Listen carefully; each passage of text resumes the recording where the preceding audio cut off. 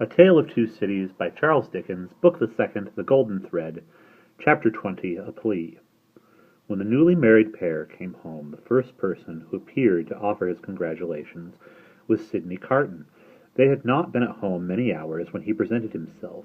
He was not improved in habits, or in looks, or in manner, but there was a certain rugged air of fidelity about him which was new to the observation of Charles Darnay.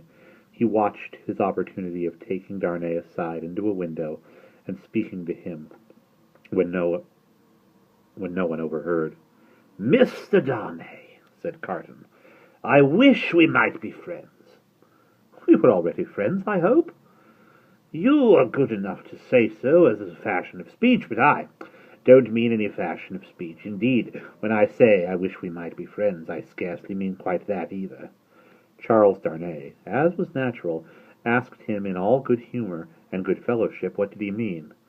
"Upon my life," said Carton, smiling, "I find that easier to comprehend in my own mind than to convey to yours. However, let me try. You remember a certain famous occasion when I was more drunk than usual?" "I remember a certain famous occasion when you forced me to confess that you had been drinking." "I remember it too. The curse of these occasions is heavy upon me, for I always remember them. I hope it may be taken into account one day, when all days are at an end for me. Don't be alarmed. I am not going to preach." "I am not at all alarmed. Earnestness in you is anything but alarming to me." "Ah!"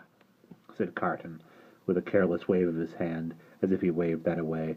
"On the drunken occasion in question, one of a large number, as you know, I was insufferable about liking you and not liking you. I wish you would forget it." "I forgot it long ago." "Fashion of speech again. But, Mr. Darnay, oblivion is not so easy to me as you represent it to be to you. I have by no means forgotten it, and a light answer does not help me to forget it." "If it was a light answer," returned Darnay, "I beg your forgiveness for it. I had no other object than to turn a slight thing, which to my surprise seemed to trouble you so much, aside. I declare to you, on the faith of a gentleman, that I have long dismissed it from my mind. Good heaven!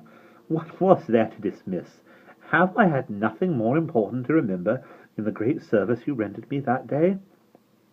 "As to the great service," said Carton, "I am bound to avow to you, when you speak of it in that way, that it was mere professional claptrap.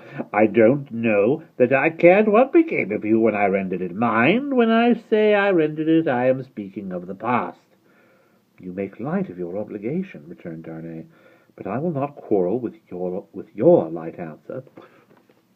"Genuine truth, Mr. Darnay, trust me. I have gone aside from my purpose. I was speaking about our being friends. Now, you know me. You know I am incapable of all the higher and better flights of men. If you doubt it, ask Stryver, and he'll tell you so." "I prefer to form my own opinion without aid of his." "Well, at any rate, you know me as a desolate dog who has never done any good and never will." "I don't know that you never will."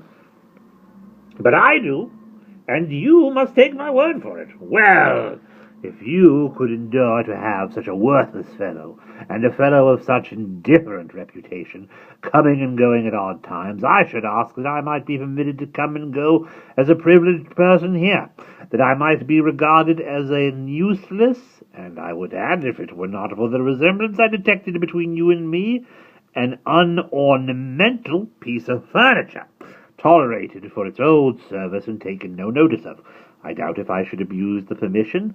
It is 100 to 1 if I should avail myself of it 4 times in a year. It would satisfy me, I dare say, to know that I had it." "Will you try?" "That is another way of saying that I am placed on the footing I have indicated. I thank you, Darnay. I may use that freedom with your name." "I think so, Carton, by this time." They shook hands upon it, and Sidney turned away. Within a minute afterwards he was, to all outward appearances, as unsubstantial as ever.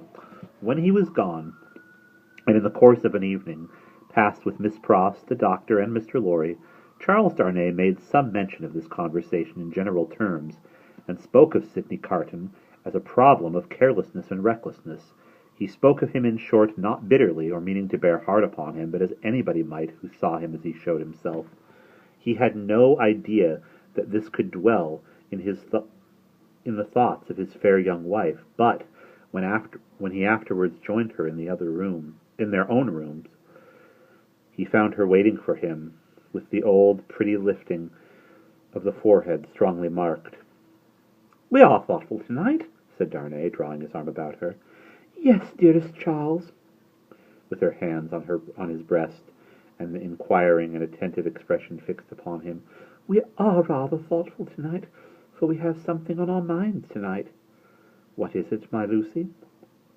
"Will you promise me not to press one question on me, if I beg you not to ask it?" "Will I promise? What will I not promise to you, my love?" What indeed, with his hand